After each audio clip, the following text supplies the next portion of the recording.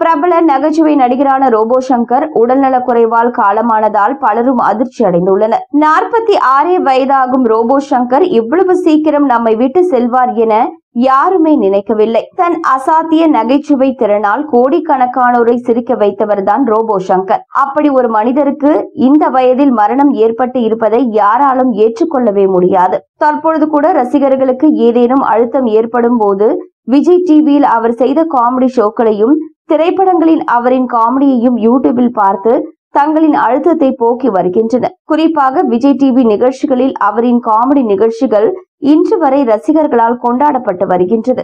அப்படி ஒரு கலைஞனை தமிழ் சினிமா இழந்துவிட்டது என்றுதான் சொல்ல வேண்டும். சிறு வயதில் பல கஷ்ட நஷ்டங்களை கடந்துதான் ரோபோ சங்கர் திரைத்துறையில் இந்த நிலைமையை அடைந்துள்ளார். சினிமாவில் பரபரப்பாக நடித்து வந்தாலும் கிடைக்கும் நேரங்களில் எல்லாம் டிவி நிகழ்ச்சிகள் மற்றும் இதர நிகழ்ச்சிகளில் கலந்து கொண்டு தொடர்ந்து மக்களை மகிழ்வித்து வந்தவர்தான் ரோபோ சங்கர்.